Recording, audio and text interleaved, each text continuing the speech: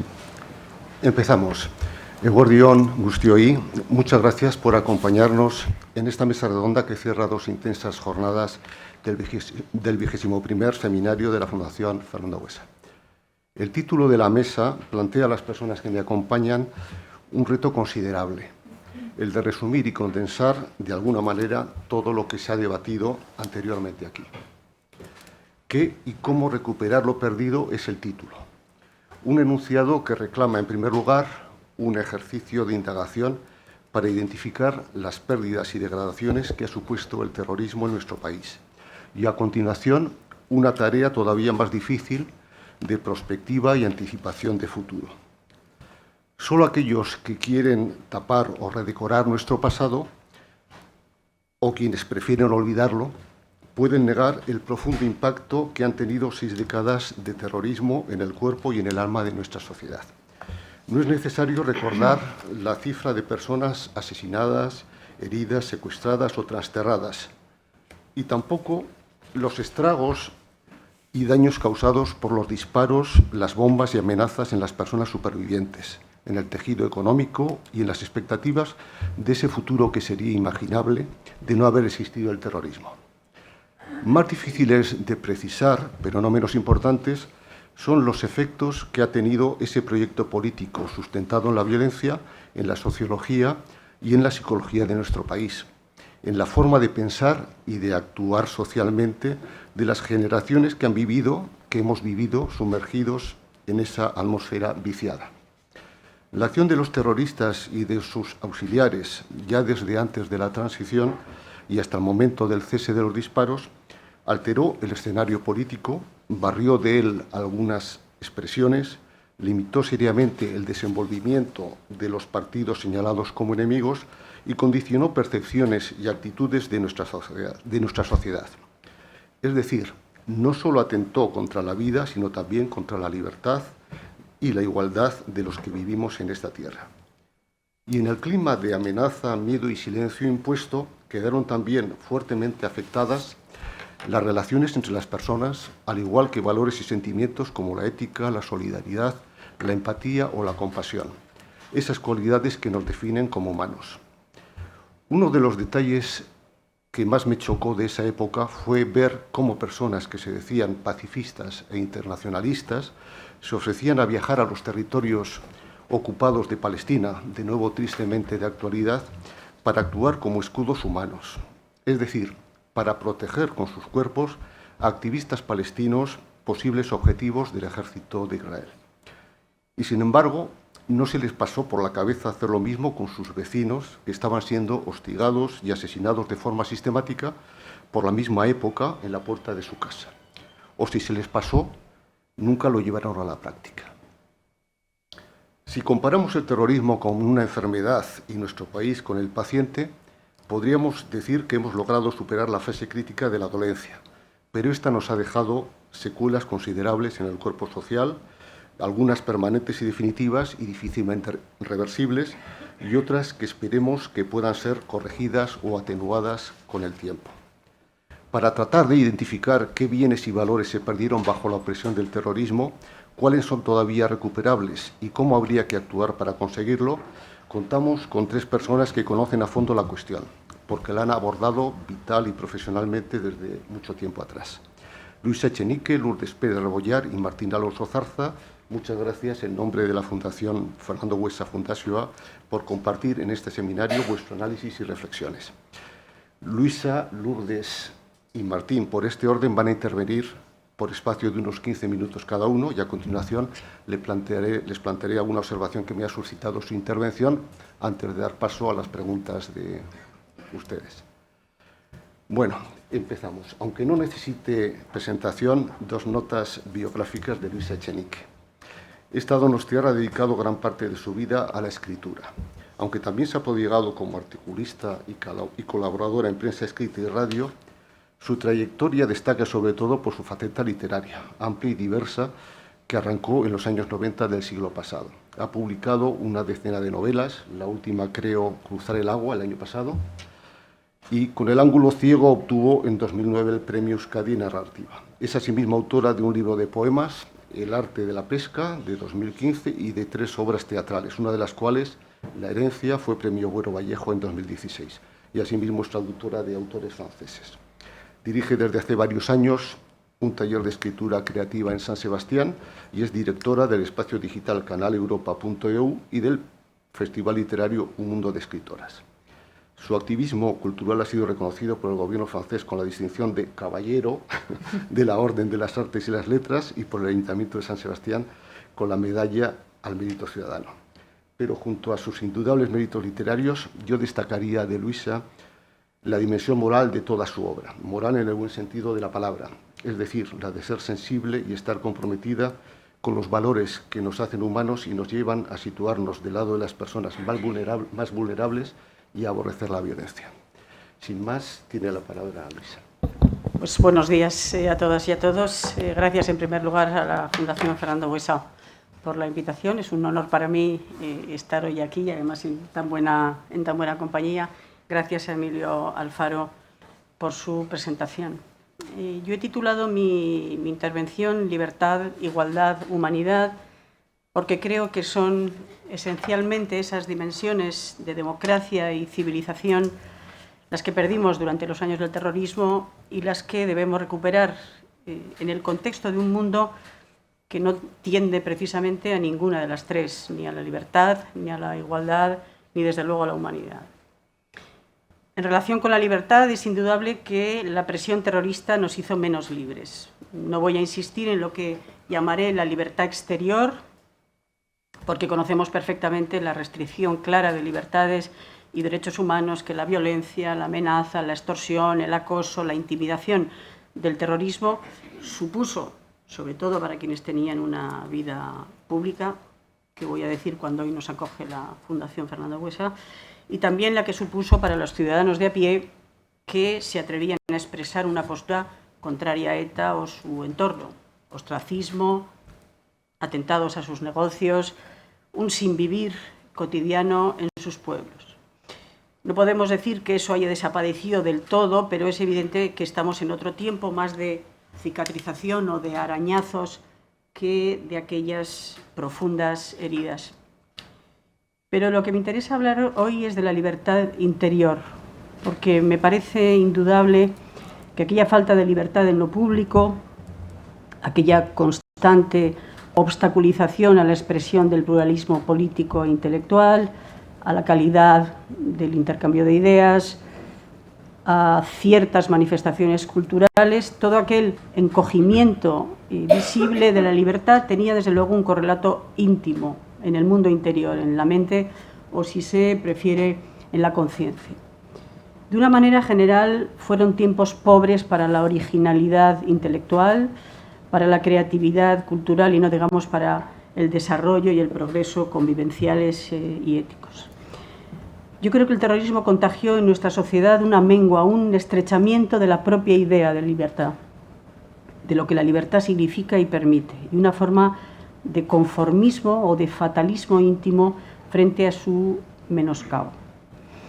Yo lo atribuyo a varias causas: la escasez de modelos de expresión auténtica y anchamente libre, por razones obvias, la trágica monodieta de acontecimientos terribles y temibles, es decir, inhibidores, una forma de infernal repetición del terror, pero también a lo que llamaré la incomodidad de acceder a la conciencia íntima, al diálogo sincero y lúcido con uno mismo. La ruta de acceso al fondo de uno mismo, que es donde se entiende y ejerce mayormente la libertad, siempre lo es de algún modo, pero entonces mucho más un camino muy espinoso, porque la extrema sinceridad interior, la extrema lucidez personal, ofrecía retratos muy poco atractivos, obligaba a encarar cosas tan desagradables como la cobardía, la indiferencia o la complicidad más o menos pasiva de cada cual con lo que estaba sucediendo.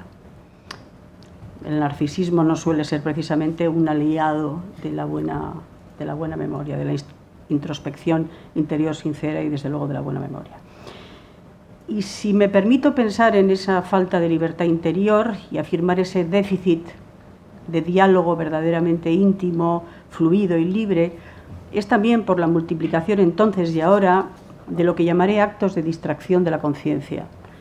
Por un lado, por ejemplo, el hedonismo extremo del comer bien, del beber bien, etc. Y por otro, la exacerbación de las retóricas autocomplacidas del tipo como aquí no se vive en ningún sitio cuando se mataba a personas por la calle. Y esa restricción de libertad interior me permito pensarla también, o sobre todo por el presente. Hay una escena en la Plaza del Diamante de Mercè Rodoreda en la que la protagonista libera unas palomas que ha estado criando. Abre las jaulas, pero las palomas no echan a volar. No apetecen la libertad que no han conocido. Yo creo que somos, en cierto modo, aún una sociedad paloma que, aunque ya no tiene aquella jaula, tampoco despega del todo. Y así adolecemos, a mi juicio, de una falta de osadía, de horizonte o de vuelo en muchos debates, de una falta de originalidad de ideas o de propuestas que nos descarrilen de las vías habituales, de los escenarios mayormente polarizados, donde no para de llover sobre mojado en lo político, pero también en lo intelectual y lo creativo.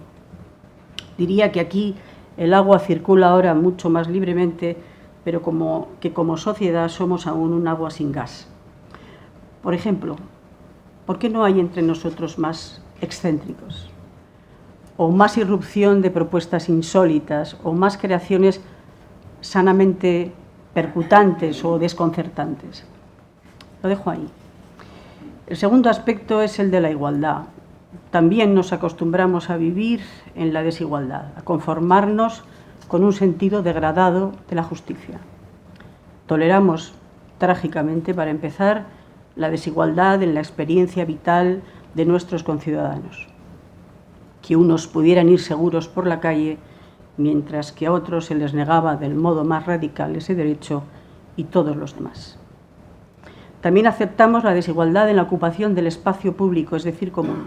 Hemos asistido a una colonización, a una usurpación consentida del espacio de todos por parte del entorno de ETA y de la izquierda abertzale. Colonización que aún continúa. No insistiré porque lo conocemos perfectamente. Pero sí quiero detenerme brevemente en otra forma de desigualdad aceptada, normalizada, que expresa muy bien la imagen de dos niveles de ciudadanía y que también sigue mayormente vigente. Me refiero a algunas desigualdades institucionales, desde las propias instituciones, que aceptamos entonces y seguimos aceptando sin rechistar, es decir, sin monitorización y sin revisión, y que merecerían, a mi juicio, descargarse más de una actualización rectificadora pendiente. Los medios de comunicación públicos, por ejemplo, trataban de modo distinto y desigual, en presencia, frecuencia, estilo, tono, las informaciones relativas a partidos políticos nacionalistas o no nacionalistas. Me referí muchas veces a ello en mis artículos del País. Los medios públicos eran abiertamente partidistas, sin prácticamente protesta social.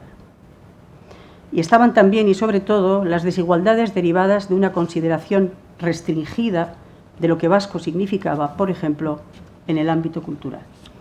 Al amparo de la discriminación positiva en favor del euskera, sobre lo que en principio no he tenido nada que objetar, soy una mujer y sé perfectamente lo que las discriminaciones positivas pueden ayudar a equilibrar desigualdades de punto de partida. Al amparo, como digo, de la discriminación positiva lingüística, se han ido edificando discriminaciones puras y duras, consolidando status quo que colocan con frecuencia a los artistas vascos que se expresan en castellano en una especie de segunda división para las instituciones, esto es, para los recursos materiales e inmateriales de todos. Insisto en que se necesitan en este ámbito muchas revisiones y rectificaciones, porque en sustancia la situación, que no ha contribuido precisamente al enriquecimiento de nuestro tejido cultural ni desde luego a las colaboraciones interartísticas, esa situación sigue vigente. Y llegamos naturalmente a la humanidad. Escribió Antonio Machado: qué difícil es cuando todo baja, no bajar también. En aquel derrumbe que supuso el terrorismo, gran parte de la sociedad vasca se derrumbó también. Hemos vivido, hemos consentido vivir rodeados de actos y actitudes abominables. Crímenes, violencia, crueldad, desprecio, humillaciones, indiferencia, cobardía y, como decía hace un momento, complicidades más o menos pasivas con el horror. Hemos vivido, consentido vivir durante décadas, algunos directamente en la infamia y muchos otros, digamos una parte significativa de la sociedad vasca, en una forma de arcén ético. Y ahora tenemos que volver a la vía principal y avanzar por ella. ¿Cómo recuperar todo lo perdido? Hay dos reflexiones previas que quiero hacer antes de tratar de responder a esa pregunta. La primera tiene que ver con el lenguaje. Y sobre el lenguaje vamos a tener que trabajar si queremos recuperarnos como sociedad. No tenemos que olvidar que entre todas las violencias que el terrorismo y su entorno ejercieron está también la violencia sobre y contra el lenguaje. Y también eso sigue vigente. Tenemos el reciente ejemplo del no condeno pero rechazo, como si las palabras estuvieran hechas para confundir o para constituirse en coartadas de lo inaceptable. Se ha hablado antes de la tesis del conflicto. Evidentemente a mí me preocupa y mucho la tesis del conflicto, pero me preocupa tanto o más que conflicto se haya convertido en una inercia de expresión que utilizan incluso personas que no tienen una posición al respecto y que conocen poco de lo que ha sucedido en Euskadi. Eso es extremadamente preocupante. Conflicto es como se llama. Creo, insisto, que si queremos recuperarnos como sociedad, tenemos que trabajar sobre el lenguaje. La segunda reflexión, he estado escuchando la necesidad de una coordinación entre instituciones, etcétera, de distintas comunidades autónomas. Obviamente lo comparto, pero creo que no tenemos que perder de vista que nuestras soluciones no pueden ser soluciones locales. Vivimos en un mundo cada vez más interconectado, más interdependiente y cuyas derivas son en este momento extremadamente preocupantes en lo que a la libertad, la igualdad y la humanidad se refieren. En fin, que globalmente parece claro, por lo menos a mí me lo parece, que vamos a peor. Desde luego a mejor no. Entiendo entonces que debemos tener sobre estas cuestiones una doble perspectiva, o una perspectiva mestizada entre lo local y lo global. Alimentar y nutrirnos de dentro hacia afuera, pero también de fuera hacia adentro. Y para terminar, algunos apuntes, soluciones definitivas desafortunadamente no tengo, sobre cómo recuperar lo perdido. Lo más fácil me parece intervenir y remediar la desigualdad, porque depende de acciones políticas e institucionales concretas y precisas. Y también depende de la activación crítica y exigente de una ciudadanía que hoy está mucho menos coartada e intimidada. Hay que combatir con firmeza la apropiación y colonización del espacio común por parte del entorno abertzale y revisar y rectificar las políticas de discriminación cultural, por ejemplo. En relación con la libertad y la humanidad, creo que, como decía hace un momento, tenemos que pensarlas en términos locales, pero también globales. Lo que pasa fuera de nuestras fronteras nos pasa dentro también. Sube la intolerancia, la polarización agresiva, la xenofobia, los escenarios de violencia. Creo que tenemos que crear intercambios amplios, nacionales e internacionales, favorecer la circulación de ideas, los contactos, los proyectos mestizos, para organizar no solo la resistencia, sino sobre todo la réplica, la alternativa humanista y democrática del modo más amplio posible. Esto me parece especialmente importante para la libertad. Necesitamos multiplicar las oportunidades de debate libre, donde pueda circular un pensamiento original, excéntrico, interpelador, agitador, y para ello mezclarnos más con personas que han vivido y que han pensado y que han hablado y que han escrito en otros contextos más libres o con más tradición de libertad, y que por ello tienen una configuración intelectual distinta y una relación con el lenguaje también distinta. La libertad hay que ejercerla y osarla, romperle el precinto que aún la sujeta entre nosotros, en mi opinión, como una de esas escayolas que te deja mover un poco el brazo, pero no usarlo ni sentirlo del todo. ¿Y cómo se recupera la humanidad? No lo sé, pero tengo mis confianzas. Confío en el valor del arte para romper, como dijo Kafka, el mar de hielo que hay en nuestro interior. Creo que hay que apoyar con mayor decisión la creación artística éticamente coherente y consecuente. Y para ello activar, por ejemplo, mucho más los mecenazgos privados. Eso me parece esencial. Confío también en la eficacia de las pedagogías democráticas, de conocimiento de la historia, de cercanía, conocimiento y contacto con las víctimas, etc. Y también confío en la eficacia de las que contrarrestan los contagios antidemocráticos. En ese sentido, tolerancia cero, como decía el difunto Rodolfo Ares, contra todas esas expresiones de exaltación de la violencia en la calle, carteles, grafitis, manifestaciones y apoyos varios, y exigencia máxima a las instituciones para que intervengan en todo ello. Y me parece importante también, lo mencionaba Emilio en su introducción, me parece importante también desmontar las falsas solidaridades, los falsos apoyos a los derechos humanos, la falsa legitimidad humanitaria. Ese defender de algunos con grandilocuencia a las víctimas lejanas del mundo, sin ser capaces de defender, en virtud de los mismos principios que enarbolan y dicen respetar, a las cercanas, a sus propios convecinos. Hay que desmontar mucha falsa mitología humanitaria o mucha mitología falsamente humanitaria. Y confío también, y mucho, en la expresión y en la escuela de empatía y humanización que representa la cortesía.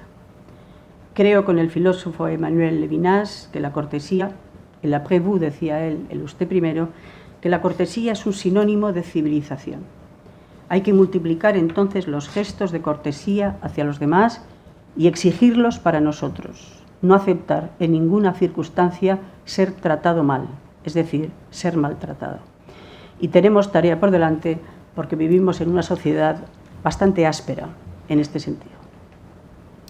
Y por último, confío en el valor de algo que aún tengo que conceptualizar y desarrollar mejor en mi cabeza y que de momento llamaré, antes he hablado del vuelo, y que de momento llamaré pistas de despegue moral, tanto en el ámbito personal como social.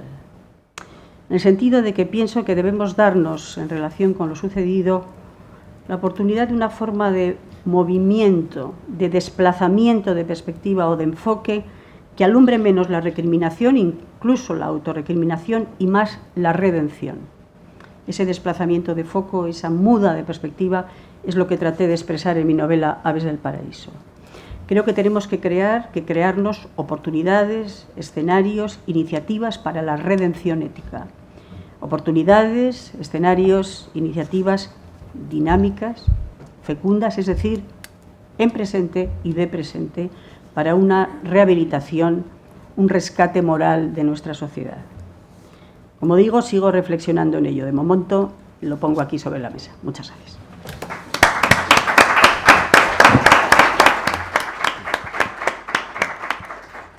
Muchas gracias, Luisa, por las sendas de reflexión que nos has abierto y por ceñirte al tiempo, que es importante también. Me he portado formal, ¿verdad? Totalmente. Nuestra segunda ponente, Lourdes Pérez Rebollar, es de Bilbao, aunque no de importancia la circunstancia. Estudió Ciencias de la Información en la Universidad del País Vasco y, a pesar de su juventud, tiene tras de sí una extensa y densa carrera profesional. Una trayectoria que arrancó en la radio y que ha consolidado en la prensa escrita, fundamentalmente.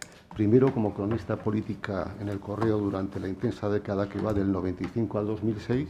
Más tarde, después de su paso por Madrid como responsable de opinión y articulista de la Dirección de Contenidos Editoriales del Grupo Vocento, en 2010 fue jefa de redacción del Diario Vasco y 8 años más tarde subdirectora de este rotativo.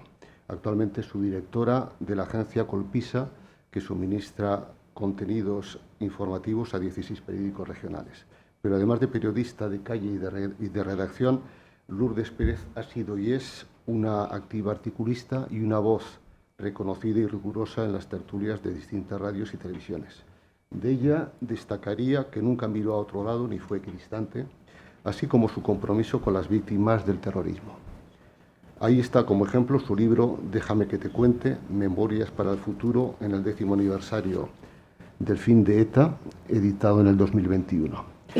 Lourdes ha participado también en otros libros colectivos y es patrono de la Fundación Auisa, centrada en el Alzheimer y los cuidados, que es otro de sus compromisos. Adelante. Eguardión, eta mi esker etortxagatik. Gracias, Emilio, qué amabilísima presentación. Me ha encantado lo de joven, singularmente. A veces pienso que la violencia nos ha convertido en viejos prematuros, que le ha echado muchas arrugas a esta sociedad que no creo que nos las vayamos a quitar con un mero lifting de algunos planes, bien avenidos, digamos.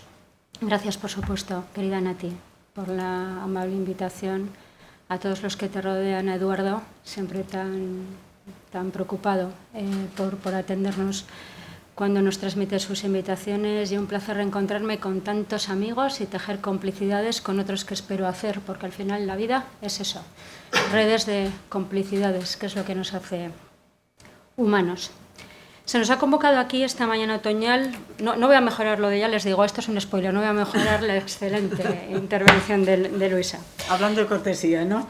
Eso me ha encantado porque es verdad, y la estamos perdiendo, vamos, si no la hemos perdido ya totalmente. Bueno, decía que se nos ha convocado aquí esta mañana para hablar de lo perdido y qué potencialidades encierra el lenguaje, ¿verdad? Cómo tan solo 2 palabras pueden resultar tan evocadoras, tan poéticas y a la vez tan confusas. Ese riesgo, lo decía Luisa, de la confusión que nos acecha siempre cuando intentamos explicarnos lo nuestro, nuestra particular historia de violencia, lo que nos pasó, lo que hicimos para que nos pasara y lo que dejamos de hacer no evitando que nos pasara. Porque lo perdido puede tener un significado meramente descriptivo. Nos quedamos sin algo que no deseábamos perder, o en realidad ha sido por culpa propia el perderlo, o quizás no tenga una responsabilidad clara e identificable que se pueda atribuir, como cuando nos sacude una catástrofe o nos daña un accidente doméstico. Pero en la Euskadi poseta, que libra la batalla decisiva entre la memoria y el olvido, y singularmente entre la verdad y la mentira, hablar de lo perdido es hablar necesariamente de autorías, de quienes perdieron a manos, de quienes decidieron que perdieran otros, cosificados hasta justificar la presunta legitimidad de la causa del exterminio, perdiendo ellos también en ese ejercicio sistemático, disciplinado y eficaz de la violencia, pero sobre todo haciendo perder y haciéndonos perder. Haciendo perder algo tan irreparable como la vida de otros seres humanos, en pérdidas concéntricas que van sumando padecimientos y heridas que pueden ayudar a suturar el conocimiento de la verdad de los hechos, la aplicación de una justicia que restaure, o la sensibilidad de los conciudadanos capaces de asomarse a lo que encarnan las víctimas, haciéndose cargo de que su destrozo es el de todos. También por ciento de los que mataron en su atroz pérdida, y vuelve la palabra, de su humanidad más esencial. Pero todos sabemos, lo saben antes que nadie, desgraciadamente, las víctimas, y hay que forzar a los verdugos a saberlo, y este es el primer eco sobrecogedor y genuino de lo perdido, que las vidas arrebatadas por la fuerza son insustituibles y su pérdida irremediable. Y no podemos tomárnoslo como una frase hecha, como una constatación a beneficio de inventario de la historia que nos interpela. Podemos, necesitamos y hasta debemos pasar página, pero ni las presentes ni las futuras podrán escribirse limpia y cabalmente si no asumimos, y en especial quienes se especializaron en hacer perder, que nadie puede reescribir la existencia aniquilada del otro. Todo lo más lo que podemos hacer es honrar su memoria y transmitir su legado. ¿Cómo seríamos todos nosotros si hubiéramos nacido, crecido o vivido en un país liberado de la violencia? Pues es ocioso fantasear con ello. Somos una sociedad que reconstruye su convivencia sobre pérdidas incurables, con el desafío mayúsculo de recoserse a sí misma, con un primor y un compromiso que no nos transforme en ausencia de violencia, y yo aquí veo un riesgo en estos tiempos, en uno de esos patchwork que acaban siendo de combinación imposible. Y debería sentirse llamada a transitar esa sociedad, el presente, y a moldear un futuro en el que haya entre nosotros mucha más gente dispuesta a hacer ganar a los demás que hacerles perder. La moral se pierde mientras la inmoralidad se recrea y crea a su vez. Ese es el edificio que hay que desmontar para construir otro que nos cobije en el respeto escrupuloso a los demás, en el reconocimiento de nuestra dignidad y en el derecho a pensar distinto sin tener que morir a cambio. Etimológicamente, perder, y es curioso, es paradójico, proviene de dar. Es como una degeneración de dar. El diccionario desgrana una veintena de significados del verbo, todos ellos negativos. Se deja de tener o no se halla aquello que se posee, ya sea por descuido del poseedor, por contingencia o por desgracia. Es sinónimo de malgastar, de ocasionar un daño a las cosas, desmejorándolas o desluciéndolas, o de entregarse a la vida disoluta. Perder remite a lo material, pero también a lo inmaterial, a lo innombrable aún entre nosotros, cuando se ha cumplido ya 12 años desde que ETA anunció el parón definitivo de su mortífera maquinaria. Cabe preguntarse si lo perdido, la consciencia de lo que nos dejamos en el camino regado de sangre y de dolor, es la misma este 27 de octubre de 2023 que la de hace 30 años, una década, 10 meses o los 15 días que se cumplen hoy de la inédita foto de un presidente del gobierno español reuniéndose por primera vez con la izquierda abertzale, que tiene cada vez menos incentivos para hacer examen de conciencia. Cabe preguntarse si la evaluación crítica y autocrítica de lo perdido se ha sentado como un valor tan arraigado no ya para conjurar el riesgo de repetición, sino para que el principio de no matar, no perseguir, no señalar, no excluir, no marginar, se haya erigido en hilo conductor irrenunciable de nuestra convivencia. O si, por el contrario, lo perdido se va diluyendo en una evanescencia inherente a la desmemoria, o lo que es casi peor, a una memoria trufada, nati, de tantos relatos cuya legitimidad se equipara, que puede dar a entender que eso de que todos perdimos algo, la frase que es real, pero que serena por igual a quienes apoyaron a los victimarios y a los bienpensantes, todos perdimos lo mismo. Y aunque el dolor de la pérdida nos puede igualar, las razones de las mismas no pueden recibir el mismo análisis. No puede interiorizarse de la misma manera que quien ha sufrido el terror de ETA proclame estar con todas las víctimas y contra todas las violencias, a que sean los victimarios y sus cómplices los que metan su conciencia bajo esa tejabana del todas las víctimas, todas las violencias. Lo segundo busca transformar lo perdido como alusión genérica en la vía de escape para evitar asumir justa y cabalmente todas las consecuencias del daño causado. Hemos puesto cifras a lo perdido. Hemos tratado de cuantificar los efectos del horror. Hemos decretado años de prisión y el pago de indemnizaciones para intentar resarcir con lo material las pérdidas incuantificables. Pero ¿cómo medimos y, por tanto, cómo podemos compensar, si es que realmente podemos hacerlo, lo inmaterial, lo intangible? ¿Cuánto vale, y perdón por plantearlo de una forma tan cruda, una vida humana borrada de la faz de la tierra por el terror y que jamás podremos restituir? ¿Cómo pesamos en la balanza de la justicia, en la de la individualidad socavada, en la convivencia compartida, los 300 asesinatos de ETA que pueden morir en el olvido, que trae consigo la ignorancia de las autorías, la falta de responsabilidades, sean ya imputables, penalmente o no? ¿Qué carga tiene lo perdido, que en realidad no lo está, porque se encuentra simplemente enjaulado en los secretos y en los tabúes acumulados, como un dique de silencio durante décadas de violencia etarra trufada de otras violencias? El final de ETA ha levantado el tapón de muchas historias que permanecían ocultas.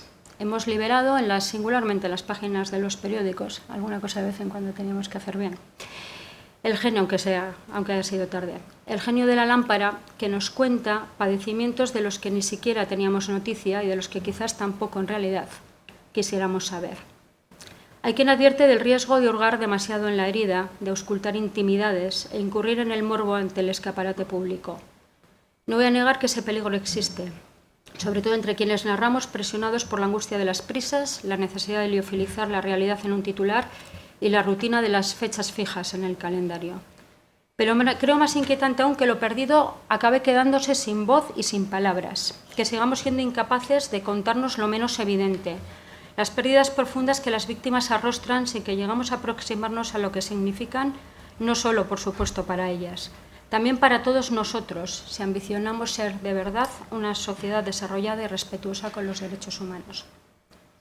Me perdonarán que recurra para ilustrarlo a dos historias que son queridas para mí, que son importantes para mí. Hace un cuarto de siglo conocí a Nuria Imaña, la viuda de Modesto Rico Pasarín, un policía nacional asesinado por ETA con una bomba dentro de su coche que explotó junto a un colegio en el barrio bilbaíno de Santuchu. Ese es mi barrio y esa es la escuela donde estudió mi cuñado y donde hoy se forma mi sobrina. Con la incógnita no se lo oculto y después de haber escuchado algunas cosas aquí esta mañana, de qué le contará el sistema educativo vasco de nuestro tenebroso pasado. Y si las futuras generaciones de vascos abobinarán genuinamente de la violencia, voten lo que voten. Si eso fuera así, las pérdidas estarían en la esencia de la mejor de las conquistas. Aquel asesinato, el de Modesto Rico, fue el primero que yo tuve que cubrir como periodista, lo hice para El Correo. Y la víctima que quedaba con vida y en pie, o malamente en pie, su mujer, seguramente también la primera viuda a la que entrevisté. Rescaté esa entrevista 25 años después y me invadió una honda vergüenza al hacerlo. Nada de quién era aquella mujer asomaba en la página que yo había escrito. Sus palabras remitían, por supuesto, no podía ser de otra forma, al dolor y a la rabia por la pérdida. Pero yo no supe entonces transmitir lo perdido, todo lo perdido. Escuché ese relato al que no había puesto la debida atención, ya digo, un cuarto de siglo después, una luminosa mañana de junio junto a la playa, en la que Nuria me contó que la explosión que le dejó sin marido se llevó con ella el amor para siempre. De hecho, no ha rehecho en una decisión que es tan consciente como tozuda su vida con ningún otro hombre, y su deseo, el que compartía con Modesto, de ser madre. De un plumazo, de un bombazo, ETA robó a Euskadi la vida joven de un sargento adscrito a la policía judicial, es decir, trabajaba para hacer mejor la vida de los demás. Las esperanzas, las expectativas y la confianza en sus conciudadanos de su viuda, y la existencia por nacer de quien habría sido un vasco como los que mataron a su padre. ¿Cómo cuantificamos todas las pequeñas cosas que nos hemos perdido de esas vidas truncadas? ¿Cómo se llena ese agujero negro? ¿Podemos hacerlo de verdad? ¿O deberíamos aspirar solo a no convertirlo en un agujero más grande, más profundo y todavía más duradero? Que no existe una política de memoria y de verdad sustentada sobre un pacto de Estado y merecedora de ese nombre abandona a las víctimas a la intemperie de lo perdido y les obliga a ser ellas mismas las que defiendan su testimonio ante una sociedad que avanza pasando páginas porque no parece tener conciencia de que lo perdido también es cosa suya. La segunda historia tiene como escenario el Centro Memorial de Víctimas del Terrorismo. Las emociones acostumbran a saltarnos donde menos nos esperan y una recorrió, no es fácil hacerlo, los pasajes de ese centro. Se topó con la fiambrera bomba de la que había escrito tantas veces, sin llegar a haberla visto nunca de forma tangible. Y cuando ya enfilaba hacia el final, con ganas de salir a la calle a respirar el aire, pensabas que lo peor ya había pasado, no. Entonces te asaltan esos vídeos. Y le ves a Tomás Caballero bailando el día de la boda de su hija, ¿no? Y como ahora es inevitable, te asaltan las lágrimas, ¿no? Después de haberte preguntado si cuántas de las personas que han visitado el Zulo, la recreación del Zulo de Ortega Lara, habrán tomado verdadera conciencia de lo que nos pasó, habrán abandonado la indiferencia o lo contemplarán simplemente como la experiencia de un parque de atracciones. Decía que me asaltaron esas imágenes de Tomás Caballero bailando con su hija el día de su boda y evocas todos los bailes felices que el asesinado no podrá compartir nunca más, como esa foto que cuelga, a mí me gusta mucho, en la Fundación Buesa, que retrata al político en la plenitud de su actividad política rodeado de simpatizantes. ¿Cómo colmamos el vacío de los goces cotidianos hurtados por el terrorista que ha decidido renunciar a los suyos? ¿Qué grietas abre eso a nuestro alrededor, tan invisibles que no hay aguaplast que pueda rellenarlas, salvo que alguien ajeno a las víctimas las descubre y las describa? ¿Cómo restañamos la erosión sin vuelta que supone para el pluralismo ideológico y para el normal funcionamiento de la democracia que Tomás Caballero ya no volviera jamás al Ayuntamiento de Pamplona ni Fernando Buesa al Parlamento Vasco, donde quisieran los votantes, huérfanos de uno y de otro? Los votantes también, por cierto, aunque quizás no vayan a percatarse nunca de ello, de la izquierda abertzale. Trazar el destrozo colectivo de lo que ha supuesto lo perdido a manos del terror no solo obliga, aunque sea lo prioritario, a mirar hacia las víctimas. Suele decir Edu Madina que lo que más le ha desconcertado siempre del ecosistema en el que germinó y perduró la violencia es la indiferencia ante la toxicidad que desprendía. Y argumenta que no sabría con qué llenar, con qué ilustrar un hipotético museo de la indiferencia. Las reflexiones de Edu, como bien saben todos ustedes, superviviente de un atentado, nos remiten a una de tantas preguntas que aún hoy nos interpelan. ¿Cómo es posible pasar por la vida no ya sin marchar, sino sin que te manche la ley de la gravedad que te pega al terreno? Las explicaciones son variadas y todos podemos tener la nuestra cuando repasamos nuestras ausencias, con las que todos, salvo los muy lúcidos, los muy valientes y los muy comprometidos, debemos convivir. En esas noches en las que hacemos introspección sobre dónde estuvimos y qué hicimos en los momentos claves de la existencia.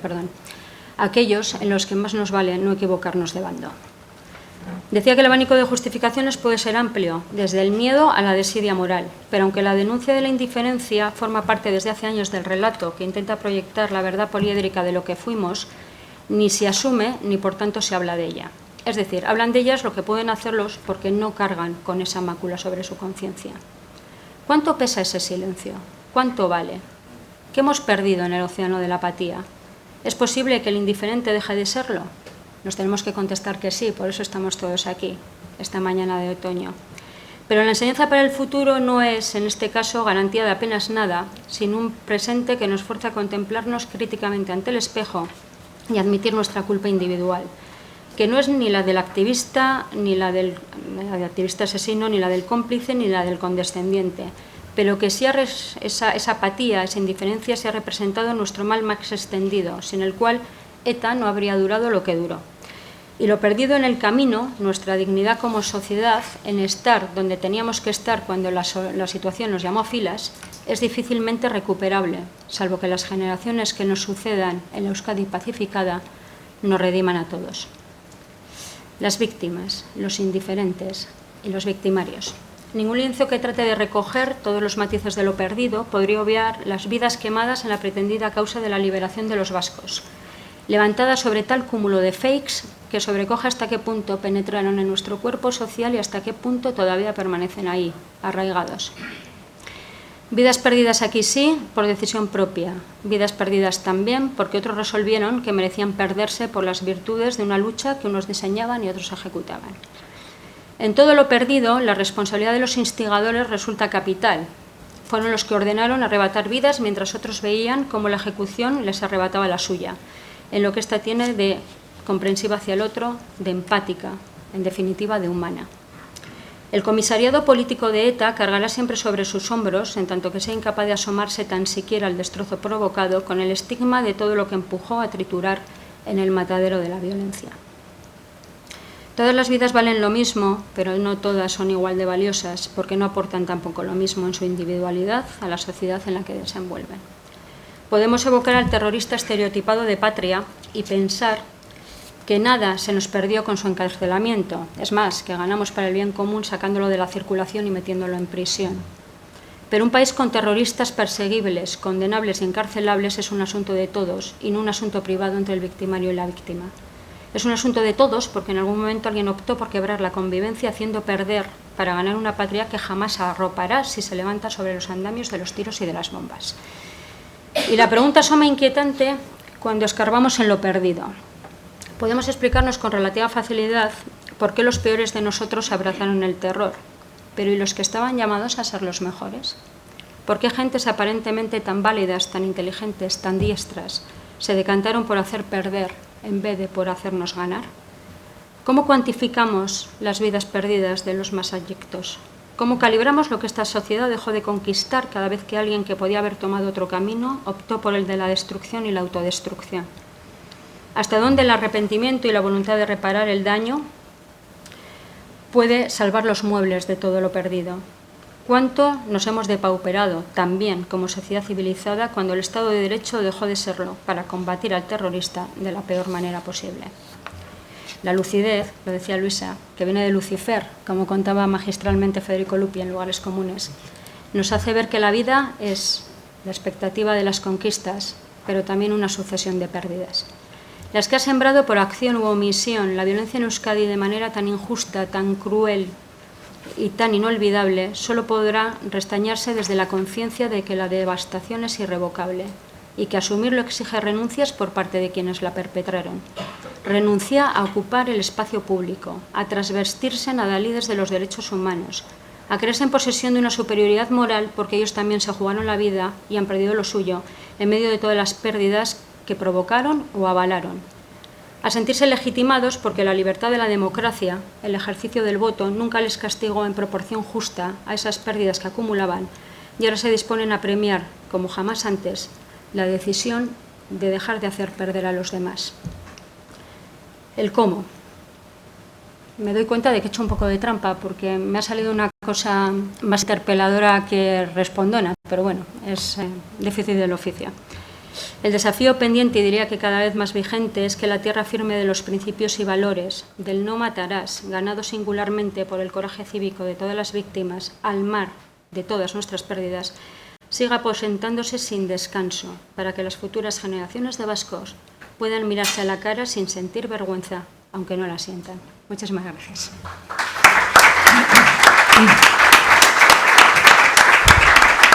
Sí. Muchas gracias, Lourdes. Y finalmente, Martín Alonso Zarza. Es abulense, doctor en Ciencias Políticas y licenciado en Sociología, Filosofía y Psicología. Desde 1978 hasta su jubilación fue catedrático de Filosofía en secundaria y ha formado parte de varios proyectos de investigación en el Instituto de Filosofía del Consejo Superior de Investigaciones Científicas y de otras entidades. De forma destacada, participó en el grupo de expertos de la Escuela de Paz de Baqueas. Ya con anterioridad, pero sobre todo en los últimos años de actividad investigadora y analítica, ha abarcado una amplia temática de materias en la que se incluyen los nacionalismos, la memoria, la identidad, el sufrimiento social, los resortes de la violencia política y el odio al otro, así como la realidad y los derechos de las víctimas. La relación de trabajos que ha escrito, tanto en solitario como en obras colectivas, ya sean libros o en revistas especializadas, es tan extensa como lo es el catálogo de las cuestiones por las que se ha interesado. De todas ellas destacaría 3 obras. No tenemos sueños baratos, una historia cultural de la crisis en España, del 2015, Alquimistas del malestar, del momento Weimar al trumpismo global, escrita junto a Francisco Javier Merino Pacheco y publicada el pasado año, y los 3 volúmenes que ha dedicado a explicar las causas del proceso en Cataluña bajo el título El catalanismo del éxito al éxtasis. No obstante, gran parte de las reflexiones de Martín Alonso se han centrado en el problema de la violencia política, la generación de los discursos del odio, la utilización política de la memoria y el pasado, o la condición y la función de las víctimas del terrorismo. El pasado reciente del País Vasco y las consecuencias que el terrorismo ha dejado en nuestra sociedad ha sido, pues, un asunto tratado recurrentemente por Martín Alonso en publicaciones de todo tipo, y es la suya una voz rigurosa, comprometida y muy respetada. Adelante, Martín. Muchas gracias. Tendríamos que ponerle un poquito de... Gracias. Bueno, muchas gracias a la Fundación por la invitación. Querría hacer unas consideraciones previas antes de entrar al tema. Bueno, estoy un poco flojo de voz, ya lo notarán. Si no me escuchan bien, pues me lo dicen. Bueno, la primera es cuando me propusieron generosamente venir, mi idea era decir no, por una razón muy sencilla. Este es el 21, la 21 edición de los seminarios de la Fundación Fernando Buesa. Si ponemos el material de las personas que han pasado por aquí, no es que yo no tenga nada que decir, es que soy menos que un cero a la izquierda. Quiero decir, está todo dicho, requete sabido. Entonces, por ese lado yo hubiera desistido. ¿Qué es lo que me ha animado a venir? Lo que me ha animado a venir es lo que ha estado saliendo aquí estos días, ¿no? Es decir, esos homenajes que cuenta Covite, esa celebración de un remero a un asesino, ese programa didáctico en el ayuntamiento de Izaondo, ¿no? Esas inmundicias contra los recuerdos de las víctimas, eso que acaba de mencionar ahora Lourdes, ¿no? Es decir, en Andoain, ese sitio, ¿no? El sitio de Lope de la Calle, el sitio de Pagaza, en Andoain hay un alcalde de Bildu. Es decir, entonces, esas cosas son las que me han impulsado a decir, hay que seguir hablando y sobre todo hay que seguir apoyando a instituciones que hacen este trabajo de malecón contra esa narrativa, blanqueadora. Bueno, la segunda consideración previa tiene que ver con el contrafactual que señalaba Lourdes, ¿no? Es decir, ¿qué hubiéramos sido sin? Y la respuesta es sencilla, sin querer ser fatalista, como yo creo que señalaba ayer oportunamente Antonio Rivera en una de sus preguntas. Hay bastante de lo perdido que es irrecuperable. El 16 de junio de 1994 había un debate en la televisión pública vasca. Estaban Gregorio Ordóñez, Fernando Buesa y Joseba Eguíbar. ¿Quién estará en la campaña del año próximo? Estará también probablemente Florent Auiz, que si no recuerdo mal, era el cabeza de lista de Batasuna en aquel año. Estas son evidencias para recordar. Quiero decir, este vacío es físicamente irrecuperable. A la vez que hay esto irrecuperable físico, hay, diríamos, los irrecuperables sociales, que también ha aparecido ayer, ¿no? Es decir, en la medida en que no hay una ruptura con la narrativa anterior, hay elementos que no van a poder resarcirse mientras eso no ocurra, que obviamente puede ocurrir y esperamos que así suceda, y las mesas de esta mañana y de ayer han señalado esa dirección. Pero obviamente mientras no haya esa ruptura, no estaremos en condiciones de romper eso. Y no estaremos en condiciones porque, digamos, la codificación del discurso, una de las respuestas del famoso documental entrevista a Josu Ternera decía que la violencia nunca fue un fin. Démosle la vuelta a eso, ¿no? Entonces, bueno, esa es una cuestión dura a tratar. Es decir, haya habido unas metas volantes que se han pasado, no vamos a volver al punto inicial. Estamos en las metas volantes. Juan Luis Ibarra, el tercer punto que trató ayer, iba un poco de esto, ¿no? Hay también hechos consumados que es muy difícil de revertir. El tema del lenguaje que se ha referido Luisa también es uno de ellos. Yo lo voy a tratar más despacio. Y luego hay una tercera consideración más sociológica, ¿no? Un poco más difusa. Voy a hacer un rodeo para hablar de ella. Escribió Aristóteles que no es difícil ensalzar a los atenienses ante los atenienses, sino ante los lacedemonios. Y decía un escritor norteamericano de principios del siglo pasado, es muy difícil hacer que una persona comprenda algo si su sueldo depende que no lo comprenda. Ayer se hablaba de los relatos compatibles y no compatibles. Hablamos de públicos compatibles y no compatibles. Aquí, para los que hablamos, estamos en un público de casa, para entendernos. Pero sabemos que son otros públicos. Es una suerte haber podido escuchar antes otras voces, pero sabemos que eso es muy poco corriente. Y por eso sabemos también, como nos ha contado Enrique, por los atenienses y los lacedemonios, que es más fácil difundir las unidades didácticas en la Comunidad Valenciana que en San Sebastián.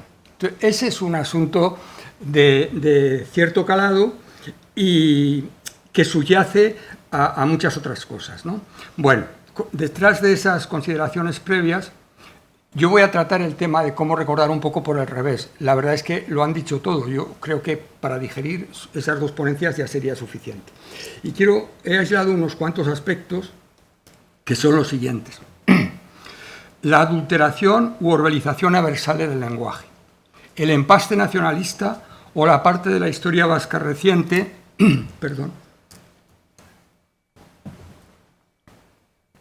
que no se explica por el terrorismo. En tercer lugar, la conexión entre el idealismo patriótico y la deshumanización. Lo ha señalado un poquito antes Luisa.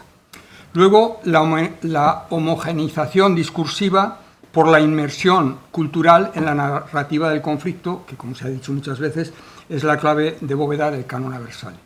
En quinto lugar, y cambiando de registro, también se ha mencionado de paso, la patrimonialización polarizadora de las víctimas, no entre los paisajes que hablamos aquí en el País Vasco, sino entre víctimas del franquismo que son enroladas por un sector ideológico y las víctimas del terrorismo que frecuentemente no tienen públicos comunes. Lo ha mencionado antes también Enrique. Y por último, señalar la importancia de las voces de las víctimas, ¿no?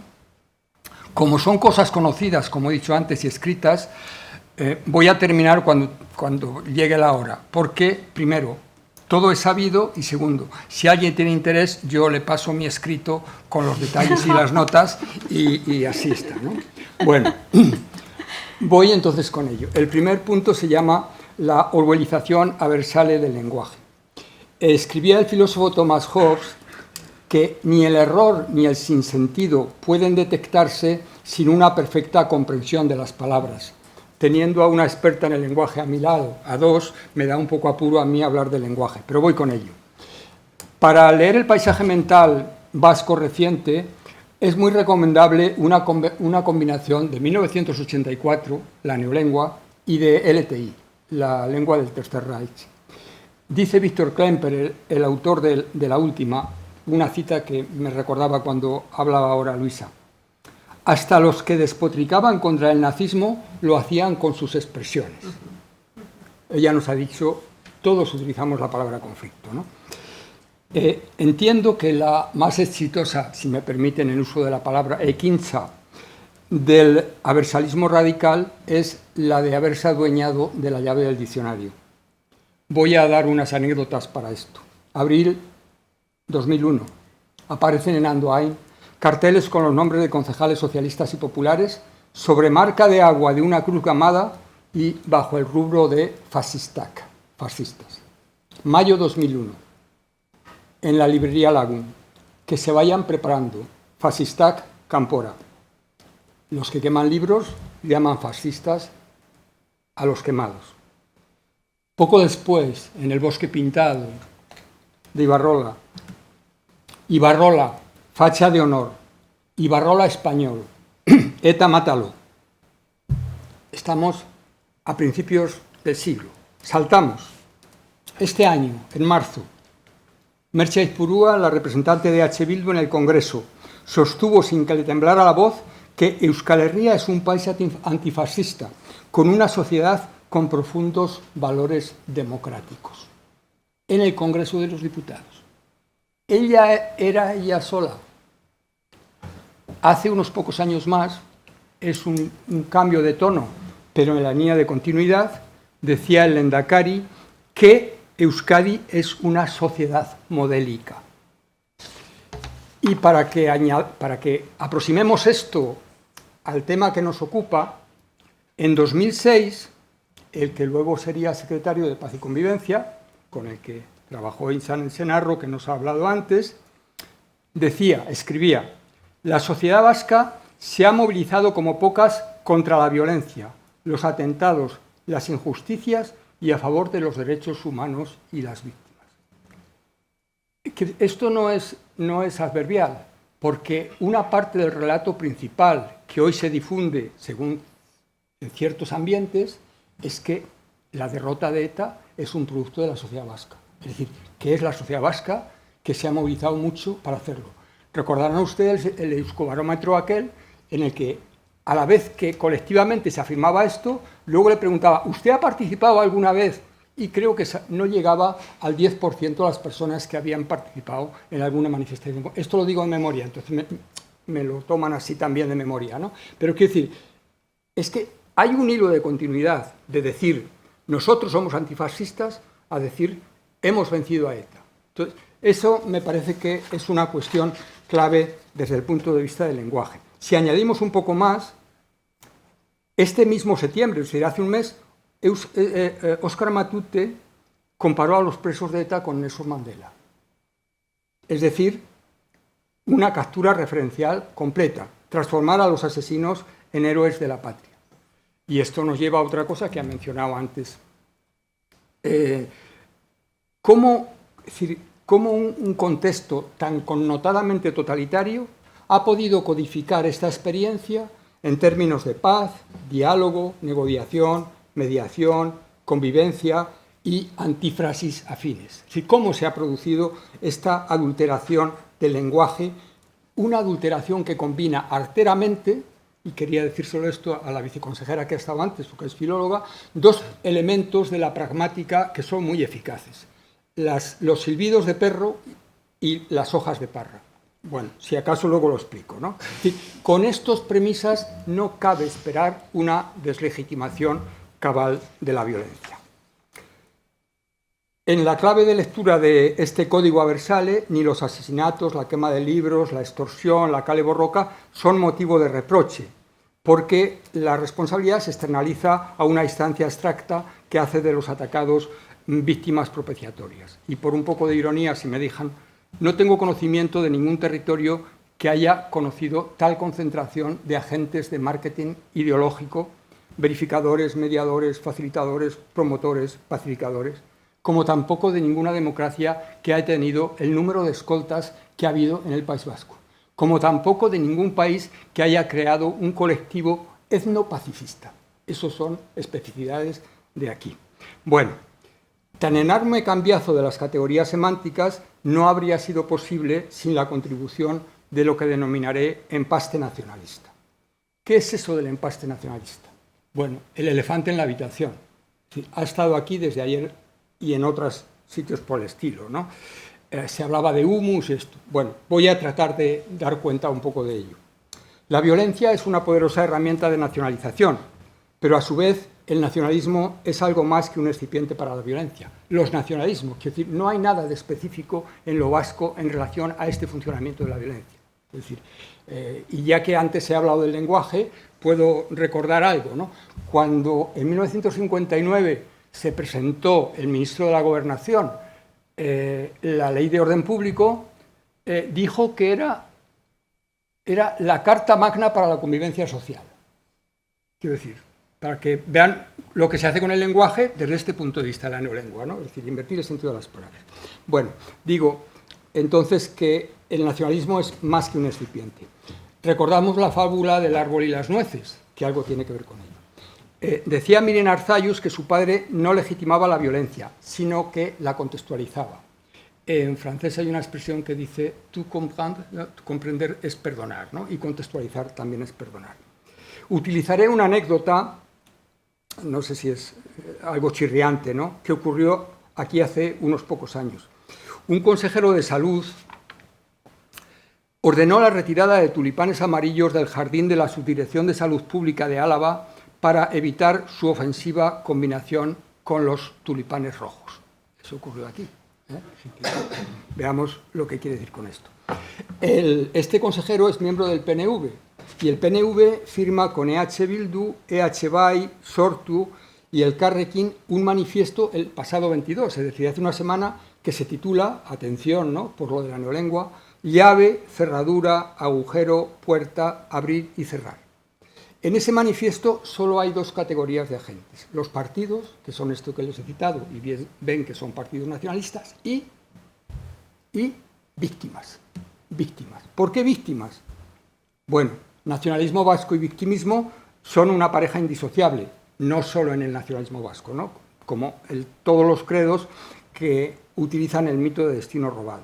En los primeros años 80 escribía Juan José Lins: uno de los factores claves en el conflicto en el País Vasco es la percepción que se ha creado de que los vascos son tratados injustamente por el resto de los españoles. Lo más convencidos de que fuera así eran los vascos por parte de padre y madre. Un universal de los credos nacionalistas es la divisoria identitaria nosotros-ellos, siendo ellos los responsables de nuestros males. Como parte de esta estrategia discursiva, el ellos adopta formas diferentes, pero funcionalmente equivalentes, ¿no? Pues ya lo conocen, ¿no? Españolistas, franquistas, unionistas, reaccionarios, maquetos o lo que fueran. En el caso de ETA, la denominación general era la de enemigo del pueblo vasco. El asesino de Fernando Buesa declaró en el juicio que no le conocía, pero que sabía que era un enemigo del pueblo vasco y que eso era razón suficiente. El adjetivo es determinante. Lo vasco de conflicto, contencioso o problema es lo decisivo. Por eso había que acudir a Vitoria el 26 de febrero de hace 23 años para desagraviar al Lehendakari y protegerlo de las andaladas españolistas. Bueno, voy a saltar ya ven un poco por dónde van las cosas y para los detalles pues ya les digo, ¿no? Tenía unos datos más sobre la participación en esto de algunos sectores del tercer espacio, particularmente el Carrequín y la codificación del lenguaje. El tercer punto me interesa es la relación entre idealismo y brutalización. Entre comillas, terrorismo ni hablar, lo nuestro es otra cosa. En la lucha hablada, Conversaciones con ETA, uno de los etarras dice: el típico discurso que hacen es que en ETA nos gustaba matar. Lo nuestro fue otra cosa. La sociedad de Euskal Herria sabe que hicimos lo que hicimos por una sociedad mejor. Fin de la cita. El mensaje es repetido hasta la extenuación. Josu Ternera lo vuelve a repetir en esa publicitada revista, ¿no? Y en esa publicidad de revista, en el que, si lo han visto, cuando relata el asesinato de Joyes, o sea, es la deshumanización en estado puro. O sea, él reconoce que era una amiga cercana que la acompañó, pero que era un estorbo para ETA, y entonces que había que me parece que solo eso, o sea, es iluminador de esa brutal deshumanización, ¿no? En esos años que llamamos de plomo y que se batió el récord de los asesinatos, en las encuestas que hizo entonces Juan José Liz saca esta interpretación. Dice, la mitad de la población no solo no expresa una opinión negativa, sino que percibe a los etarras como patriotas o idealistas, frente a un escaso 7% que los considera criminales. Bueno, la relación del idealismo con la brutalidad. Y la pregunta, si lo nuestro es otra cosa, entonces, ¿a quién cargamos las víctimas? Y esta es la respuesta, ¿no? Las víctimas son el precio necesario del conflicto, del empecinamiento inmovilista de los culpables del, otra palabra, empate infinito. Y los ejecutores son patriotas aguerridos comprometidos con un ideal a prueba de sangre. La conexión entre idealismo y embrutecimiento es un aspecto crucial para explicar lo que pasó y lo que no pasó entonces, lo que pasa y lo que no pasa ahora. Bueno, voy a citar solamente, porque veo que voy muy mal, en el libro Testamento de Rafael del Águila, estaba muriendo el hombre y lo escribió, se llama Crítica de las ideologías, el peligro de los ideales. Y él hablaba del pensamiento implacable. Dice, el pensamiento implacable es una alianza estremecedora entre los ideales y el horror. Los mitos matan cuando ceban ideales, es decir, cuando se encarnan en procesos identitarios. Lo señaló ayer Chema Portillo y también Ángela Bermúdez. Pero también al revés, es decir, los mitos inducen a la muerte, pero la muerte crea mitos. Esto lo escribió Sánchez Ferlosio, ¿no? Para dar realidad a la causa y hacer verdadero a su Dios, nada mejor que una buena carga de muertes. Tal es el principio. Y ciertamente mucho se ha matado en Euskadi para que pueda dudarse ya de su existencia. Este elemento que lo habéis citado alguien, ¿no? La romantización de la violencia por una parte de la izquierda es una cuestión muy preocupante. Y bueno, por señalar lo de la deshumanización, ¿no? Recuerdan, Gregorio, devuélvenos la gala, la calle, jódete, al día siguiente de su asesinato, ¿no? Creo que, en fin, no se puede decir mejor. El punto siguiente lo voy a saltar, lo has mencionado un poco de paso, la enfermedad moral, han hablado de ello pues, Juan Pablo Fusi, Ruiz Soroa, Josep Barrell y tal. Voy a decir dos palabras ahora de la patrimonialización polarizadora de las víctimas, que tiene que ver con lo que decías de la cortesía. A mi entender, la polarización, frentismo u otros equivalentes, es el más grave problema que atraviesa la sociedad y la democracia española en estos momentos. Tiene muchas expresiones y una de ellas envuelve a las víctimas. Es bien sabido que las víctimas son una figura reciente en la historia y todavía más reciente en la de España. Precisamente el valor moral de la víctima reside en su carácter universal, en ubicarse en un espacio que trasciende las divisorias identitarias, que no reconoce extraterritorialidad para la obligación moral, es decir, eso que les pasó a los que fueron asesinados, ¿no? Por eso resulta perjudicial para las propias víctimas y para la salud social general que se haya producido una suerte de enrolamiento partidario también en este espacio tan moralmente connotado.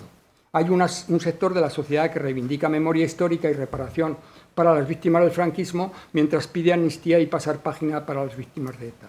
Y otro sector que mantiene justamente lo contrario, olvidar las fosas comunes y exigir justicia y reparación para las víctimas de ETA. No estoy seguro de si esto es algo perdido o de si nunca existió, pero sí de que, de acuerdo con el acervo doctrinal que se ha ido construyendo en torno a la figura de la víctima, la acepción o discriminación entre ellas en función de si lo fueron por uno u otro, el bueno, el mal perpetrador, otra vez el escollo grupista, ¿no?, que señalaba antes, es un flaco favor que se hace a todas ellas y que nos hacemos a los demás, porque cuando hay víctimas inocentes no podemos sentirnos indiferentes. Lo escribió magistralmente Leonardo Sciascia: el asesinato de Aldo Moro nos convirtió a todos, también a mí, dice, en culpables. Hemos oído, por un lado, que te bote chapote, y por otro que las víctimas están buscando la venganza o que son enemigas de la paz y cosas por el estilo. Bueno, así que por eso mi reconocimiento a aquellas asociaciones de víctimas que se esfuerzan por cumplir su cometido por la verdad, la memoria, la justicia y la reparación, sin acepciones ni sectarismo. Y con eso llego al apartado final. ¿Cuánto tiempo me voy pasando? No. Bueno, pues entonces, sencillamente, la voz de las víctimas es necesaria porque al final las palabras significan aquello que la mayor parte de la gente dice que significa, y conflicto seguirá significando conflicto mientras no haya una resistencia del lenguaje para ello. Tenía unos agradecimientos a muchas personas que han trabajado, a las organizaciones que lo han convocado, pero voy a terminar con una cita de Luciano Rincón de hace 40 años. Algunos hemos tardado demasiados años en llamar asesinatos a los asesinatos. Otros hacen aún difíciles equilibrios, retorcidos juegos de palabras y complicadas charadas políticas para no llamar a cada cosa por su nombre. Al fin y al cabo, ETA es muy nuestra, ETA es vasca y lucha por el pueblo vasco. ¿Cómo condenar y cómo divorciarse? En definitiva, yo creo que lo más importante que tenemos que recuperar es precisamente el diccionario. Sin eso no habrá divorcio. Disculpen por el...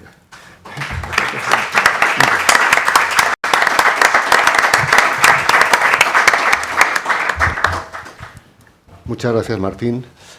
Yo creo que la mesa, los intervinientes han identificado bastante bien las pérdidas y quizá le exigíamos demasiado al pedirles que nos dijeran las vías para recuperar y restaurar lo perdido, ¿no? Como resumen, podría decir que para recuperar lo perdido va a ser difícil, que va a necesitar mucho tesón y que vamos a tener que ir a contracorriente. Quizá porque, como dijo el escritor alemán W.G. Sebald, de Alemania, la calificó de una sociedad que, por miedo a sentirse culpable, se prohíbe mirar atrás. Me parece que este es un poco el problema de gran parte de nuestra sociedad y lo que impide ese ejercicio que hemos intentado abrir aquí. Sin más, damos el paso a las preguntas a no ser que queráis referiros a alguna cosa de la que habéis hablado entre vosotros.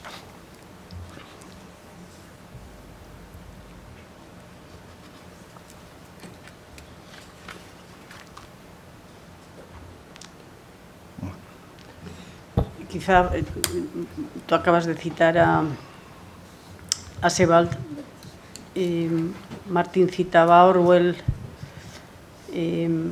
yo también he citado a Lorca. Fijaros que en esas intervenciones aparecen los nombres de artistas, ¿no?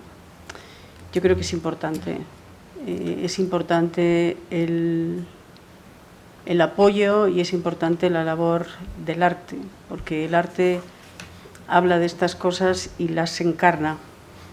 Y en ese sentido es indisociable el pensamiento del sentimiento, y por eso creo que es una escuela de una forma de comprensión que va más allá de la mera comprensión intelectual, digamos, ¿no? Y yo pienso que se ha hecho mucho, se ha escrito mucho, pero que de algún modo es algo que hay que apoyar con verdadera firmeza, porque también me preocupa otra cosa, y es que incluso en las manifestaciones artísticas, sobre todo las que tienen que ver con el cine o con la serialización, estemos llegando a una especie de punto de saturación que crea una especie de costumbre de mirada y de espectacularización de ciertas cosas. Por lo tanto, yo creo que tanto la tarea crítica sobre las obras artísticas que se han hecho como el apoyo a nuevas creaciones me parece vital, y yo creo que también necesita ser extremadamente diverso y de algún modo independiente de ciertas líneas o de ciertos intereses que en este momento está claro que son comerciales. El tema de ETA vende, ¿no? Vende en la televisión, vende, etc. Entonces, yo creo que ese es indudablemente otro debate, pero bueno, me llama la atención de que hemos recurrido todos de algún modo a una expresión de un artista para apoyar nuestros argumentos, ¿no? ETA vende, pero vende según qué cosas de ETA. Y seguimos teniendo, singularmente en el periodismo, una inquietante fascinación por el mal. Nos gusta mucho más el mal, nos atrae mucho más el mal. Nos creemos que podemos entrevistar, yo no lo he visto, lo voy a ver, no lo he visto, que podemos entrevistar a Josu Ternera saliendo indemnes del lance, como si entrevistáramos a cualquier otro ciudadano que pasaba. Y desde luego le concedemos más importancia y mucha más publicidad a la entrevista con el asesino que a la entrevista con la víctima. Es un mal que, lejos de ir perdiendo fuerza, empiezo a pensar que no sé si no se nos está grabando. Me inquieta un poco.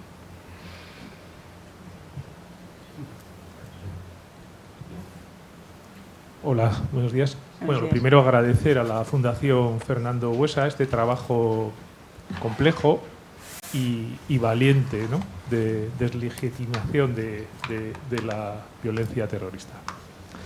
Y bueno, quería,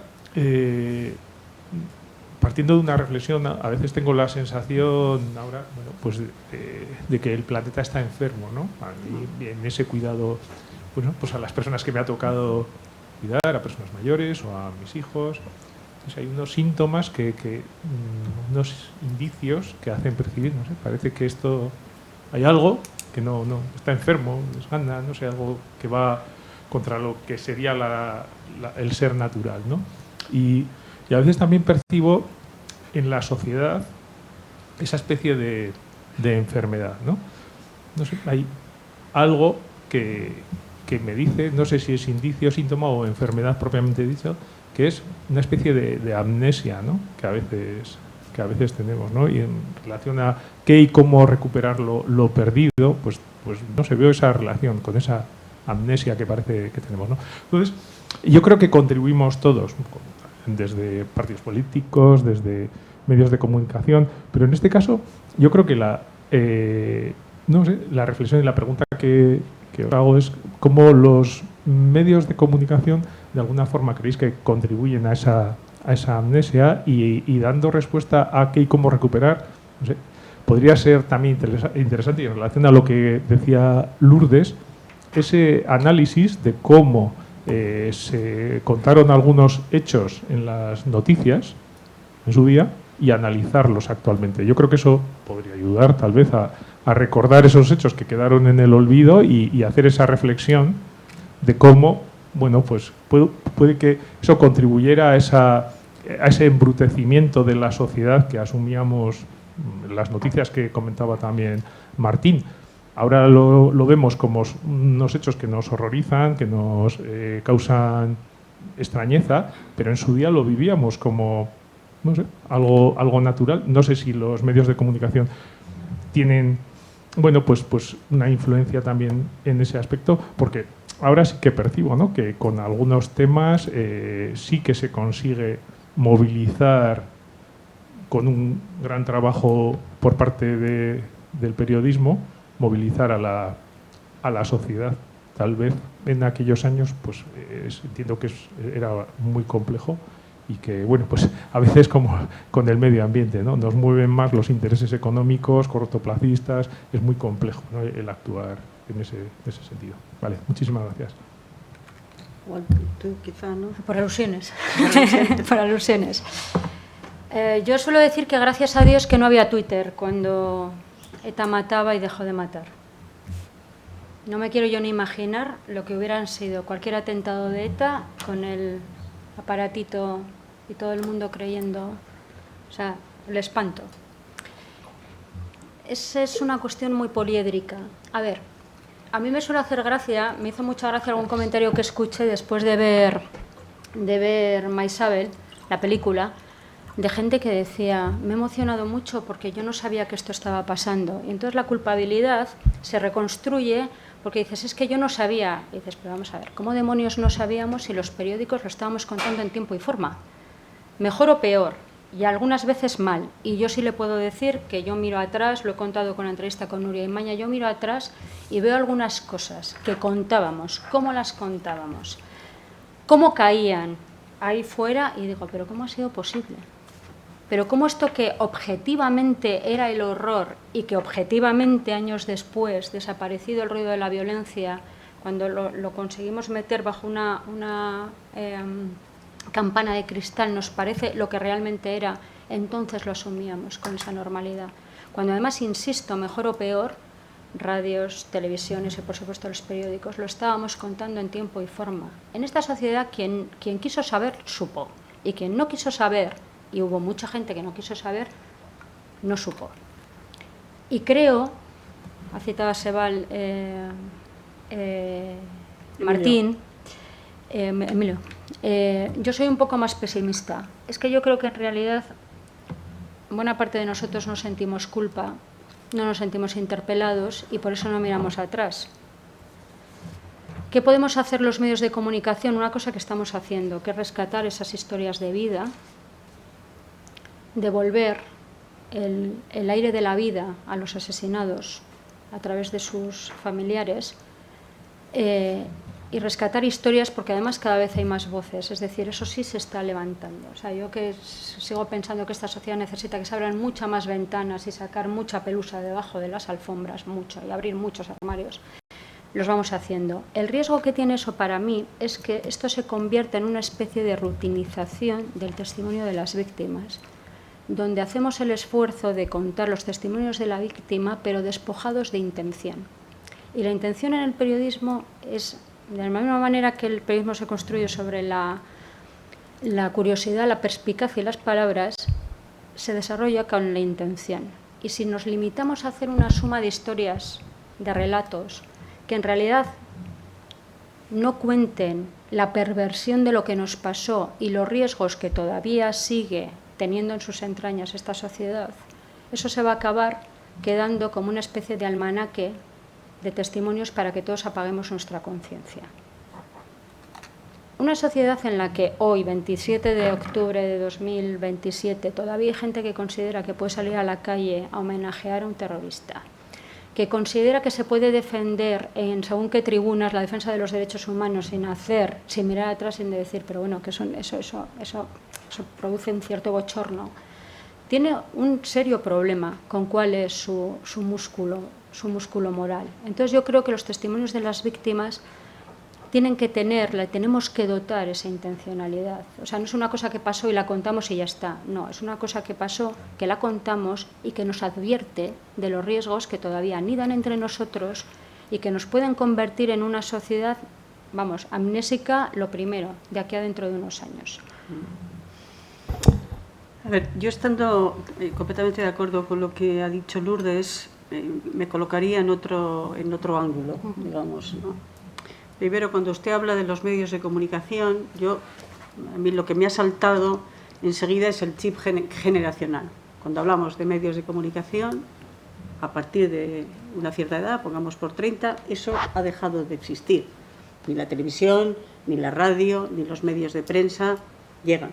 Todos estos jóvenes ignorantes... Un poquito, manténme el trabajo. Ya lo siento, pero la realidad es que no tienen ni televisión, es otra cosa, de una manera general. Por lo tanto, lo que van a recibir son, ya sabemos además, a través de redes, que están perfectamente monitorizadas con sus algoritmos, se retroalimentan con sus cosas. En ese sentido, yo creo que nuestro abordaje, a mi juicio, tiene que ser, para ser eficaz, otro. Ya sabemos que no saben, ya sabemos, a pesar de, en fin, la autocomplacencia también de las instituciones educativas, que no. Entonces, las estrategias tienen que ser, a mi juicio, otras. Yo fíjese que soy optimista, no por los datos que tengo, sino porque pienso que la catástrofe es a veces una oportunidad, ¿no? Y estamos ya avanzando hacia la hecatombe. Y ya estamos viendo, Suecia quita las pantallas y devuelve los libros de texto. Tenemos un problema de infelicidad juvenil enorme, están aumentando los suicidios. Quiero decir que el estruendo con todos estos valores que se transmiten de violencia, etcétera, algo que va a estallar, porque si no va a estallar el mundo. Entonces yo tengo la impresión de que para todo esto, para esa lucidez y esa comprensión de la que tú hablabas y que hemos hablado todos, hace falta cosas muy básicas. Hace falta silencio, hace falta lentitud. Es decir, hace falta las oportunidades del pensamiento y del conocimiento y de la introspección. Entonces, yo creo que, de nuevo, que con la gente joven hay que verlo en términos globales. Porque entiendo que en términos son extremadamente vulnerables al jaleo de una manifestación en la calle, a muchas veces pintadas que no saben, que pintan porque les parece provocador, pero ya no saben. Entonces yo creo que en ese sentido tenemos que dotarles no solamente de contenidos de conocimiento y de contenidos digamos, de rigor y de decencia, sino instrumentos para poder trabajar con esos contenidos, ¿no? Y en ese sentido pienso que eso, ¿no?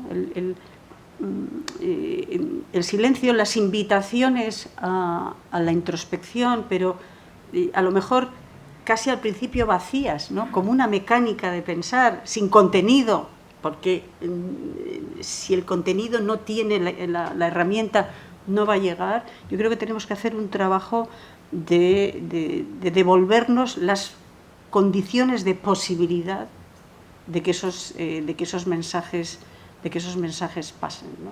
Van muy pocas visitas de chavales al memorial, pero hemos visto las fotos recientes de Auschwitz en las que una chavala van más a Auschwitz, pero también va gente a Auschwitz como a un lugar turístico, ¿no? Y se hace la foto posando en los rieles con la entrada del campo al fondo. Yo creo que la herramienta y el contenido tienen que estar siempre unidos, y yo tengo la impresión de que ahora hay que trabajar mucho sobre las herramientas, aunque sean de vacío, casi me permito decir, ¿no? El silencio, la lentitud, las vías, las rutas hacia el conocimiento íntimo, la pérdida del temor, enseñarles a no temer la verdad de sí mismo o la indagación sobre sí mismo. Yo creo que es todo un trabajo previo. Asistimos a la cacofonía, asistimos a la velocidad, asistimos a la anulación. Ahora no se hace más que hablar de la inteligencia artificial, claro, porque llevamos decenios. Aquí hemos conocido décadas de terrorismo, pero que han ido en paralelo en el mundo y en nuestro país también, con el desmantelamiento de la inteligencia natural.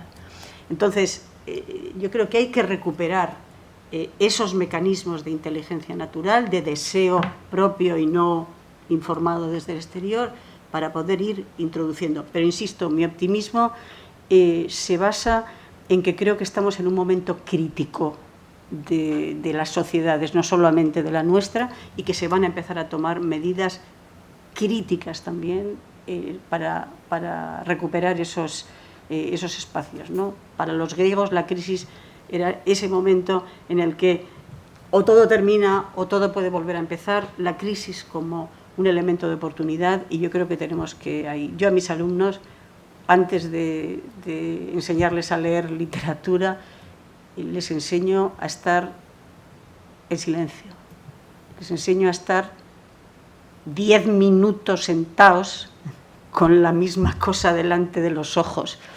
Les enseño un vocabulario también para distinguir y distinguirse, porque si no, les puedo alabar los valores de Faulkner, o me da igual, de Sebald, de la misma manera que les puedo alabar los valores de la decencia, de la coherencia, del respeto de los derechos humanos, del respeto al otro, pero si no tienen el instrumento para que eso les roce, por lo menos, todo eso será inútil. Y entiendo que hoy se está trabajando, se está viendo la necesidad de devolver esas herramientas. ¿Quieres intervenir o damos paso a otra pregunta? Yo una cuestión muy puntual al hilo de una reflexión que ha hecho Lourdes al final sobre la fascinación del mal, que a mí me preocupa especialmente. Precisamente si una de las cuestiones por las que el relato de las víctimas es necesario es precisamente por eso, por evitar la fascinación del mal. Si nosotros simplemente lo observamos, se convierte en una exhibición de poder que per se es fascinante. Solamente poniendo a su lado el dolor producido en la víctima y por lo tanto poniendo a su lado a la víctima es cuando realmente esa fascinación no es seguro que se transforme en repulsión, pero es seguro que tendremos una oportunidad de que se transforme en repulsión. Si desaparece la víctima del mal, es seguro que nos atraerá. Yo por eso me parece que realmente solamente se conoce, y solamente, lo comentamos el otro día en el curso, solamente se conoce el alcance del mal cuando ponemos al lado a la víctima.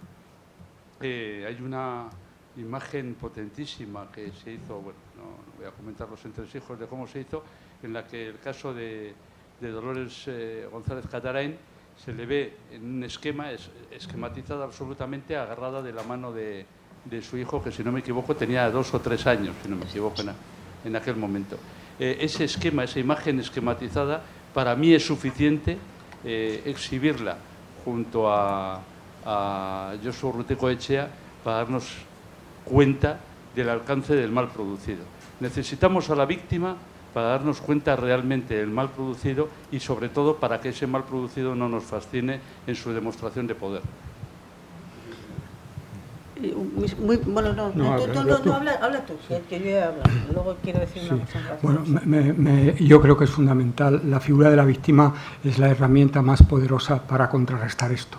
Yo recuerdo, no sé, hace 15 años, ¿no?, cuando vivía todavía Tony Judt y Jorge Semprún, y escribían del miedo que les producía la muerte de los sobrevivientes del Holocausto, la muerte de los testigos, ¿no? Dice, porque cuando la generación haya olvidado aquello, en realidad algo de razón no le faltaba por el apoyo que está teniendo AfD y otras posiciones ahora en Alemania, ¿no? Es decir, entonces ellos anunciaban esto. Efectivamente hay mucha, en el caso nuestro, la historia es más reciente, pero han estado invisibles mucho tiempo.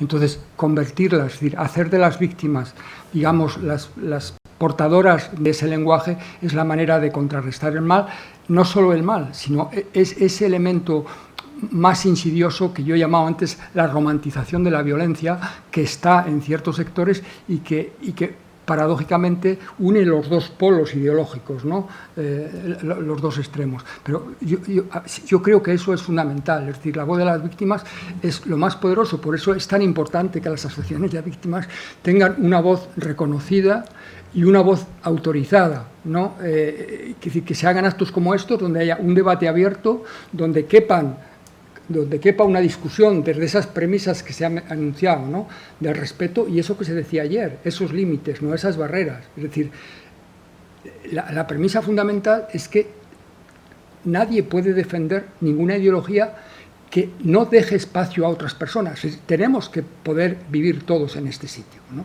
Entonces, quiero decir, a partir de ahí luego empezarán las pluralidades. Pero justamente, ¿qué es lo que nos muestran las víctimas? Es decir, que alguien dijo que hay personas que no tienen derecho a estar, para decirlo con el recuerdo de Alemania, que hay vidas sobrantes. Hay vidas sobrantes que estorban. En este caso, y yo hablando con el tema el segundo punto que yo traté, pues hay malvascos, hay invascos y hay ex-vascos.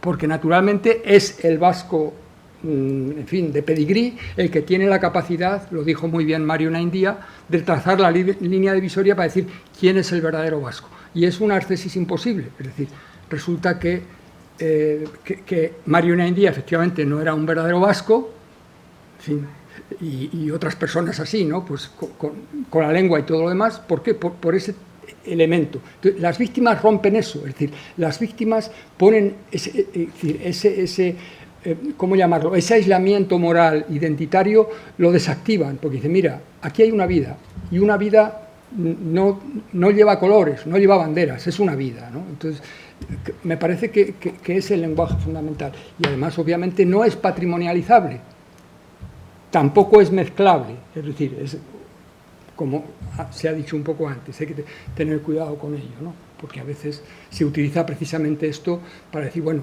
si todos somos, pues es un poco lo del conflicto, ¿no? Como llevamos 1000 años siendo víctimas, pues entonces hay todas las víctimas, entonces nadie es víctima. Eso Antes citado a Arendt, pero Hannah Arendt dijo esto, ¿no? Donde todos somos culpables, no hay ningún culpable. Eso está al final de Eichmann en Jerusalén. Yo, solo una cosa. Obviamente, no hay mejor manera de contrarrestar el mal que con la voz de las víctimas. Y han estado tan silenciadas, tan orilladas. Tenemos una deuda todavía tan grande que saldar, que hay que escucharlas. Pero yo cuando antes hablaba de que no hay una política de Estado que arrope esto, a mí eso me parece muy serio. De hecho, me parece, creo que lo más grave de todo lo que nos está ocurriendo. Porque lo que no puede ser es que sean solo las víctimas las que tengan que hacer el sobreesfuerzo de contar lo suyo. Que no es lo suyo, que es lo de todos, insisto. Y el problema es que no hay un discurso de Estado entendiendo el Estado como la representación colectiva de unos valores compartidos, que hoy, en este 27 de octubre, arbitre el lenguaje de las víctimas, que asuma el discurso de las víctimas, que proyecte el discurso de las víctimas. Lo hemos perdido.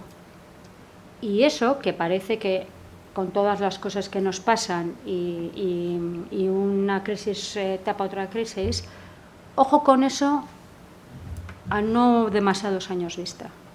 Hoy no, igual no nos percatamos de lo que eso significa. A mí me parece una erosión que vamos a acabar pagando como alguien no lo remedie. Yo quizá como escritora, tú has citado el ejemplo de Joyce, ¿no? Y has acudido a una imagen. Has acudido a una madre que sujeta a un niño de la mano. Eso no es el relato de las... A mí me preocupa a veces que en las palabras englobemos muchas cosas. Yo creo que lo que mueve a la empatía no es el discurso, es la vida. Se ha comentado hoy aquí la diferencia entre que las víctimas vayáis de manera presencial a un centro educativo o que se puede hacer o que se haga a través de cualquier otro medio, un testimonio escrito o un testimonio a través del ordenador o lo que sea. En ese sentido me parece muy importante que sea lo que de alguna manera mueve la empatía y sobre todo a la gente más joven que no lo ha conocido es ver la vida que se destruyó. ¿Qué significa destruir una vida?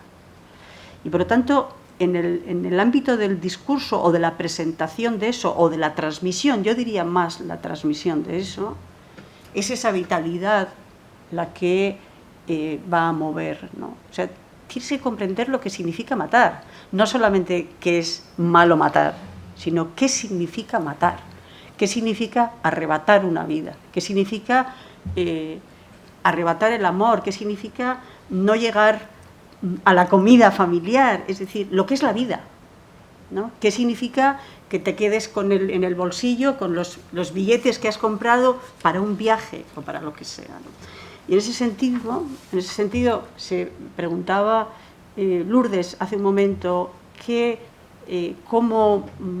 va a pasar con la voz de las víctimas. Yo creo que hay un trabajo que yo llamaré la coralización de la voz de las víctimas. La sociedad como orfeón que entona la voz de las víctimas. Y por eso pienso que el arte, habéis hablado de la Shoah, citando a filósofos, etcétera. Yo tengo la impresión de haber estado cerca de la experiencia de la Shoah a través de novelas, a través de películas, más que de libros. La lengua del Tercer Reich también la he leído, o naturalmente a Hannah Arendt, pero ¿por qué? Porque ahí he visto la vida. Ahí he visto la vida. Ahí he visto lo cotidiano, ahí he visto lo que se destruye. Y por eso creo que es una labor fundamental del arte. Y pienso además que en el futuro, Lourdes, me permito ser optimista, quizá porque pienso en mi propia voluntad, ¿no? Y mis propios proyectos. Creo, como ha pasado en otras partes, las víctimas dejan de hablar, también porque generacionalmente no es infinito su tiempo histórico. Las voces políticas se apagan, los medios de comunicación se desinteresan, pero el arte escribe y escribe y escribe y escribe y escribe, y hoy acabo de ver una película que se llama The Zone of Interest, la zona de interés, sobre el director del campus de Auschwitz, con la vida familiar del director del campo de Auschwitz, que me ha sobrecogido. Me parecía que sabía mucho ya de muchas cosas y no. Y el arte continuará. Yo creo que esta colectivización de la voz de las víctimas, que cada cual además con los instrumentos más eficaces que tenga, es algo que hay que hacer, y además estoy segura de que se va a producir. Porque hay una cosa de la que no hemos hablado, por lo menos en lo que yo he podido asistir, y es en que nos preocupamos de lo que se ignora, nos preocupamos de lo que se borra para una generación o para unas generaciones, pero no tenemos que olvidar lo que ha sido la historia, también la historia europea, no precisamente edificante. Y es que llegan las generaciones de la curiosidad. ¿Qué pasó? No lo sé. O sea, esos caminos a través de la ignorancia ha sucedido en Francia, ha sucedido en Irlanda, y eso que en Irlanda es más reciente, no digamos en Alemania, ¿no? Yo creo que también surgirán nuevas curiosidades en nuevas generaciones y que irán buscando, que irán respondiendo la labor de los historiadores, la labor que se está haciendo de documentar, etc. Pero, insisto, si colectivizamos, que no es sustituir y que no es, no sé, ficcionalizar, ¿no? Yo he escrito sobre víctimas del terrorismo a través de la ficción, por lo tanto, no es real lo que yo he escrito, pero entiendo que es verdad, ¿no? Entonces, yo creo que cada cual con sus instrumentos, esa especie de orfeonización de la voz de la víctima me parece fundamental, y yo creo que se está haciendo y que se hará. Sí. Muchas gracias. Vamos a terminar con ese mensaje optimista, porque estamos ya en el límite para proceder a la clausura del seminario. Muchas gracias por vuestro testimonio y por vuestras reflexiones. Gracias.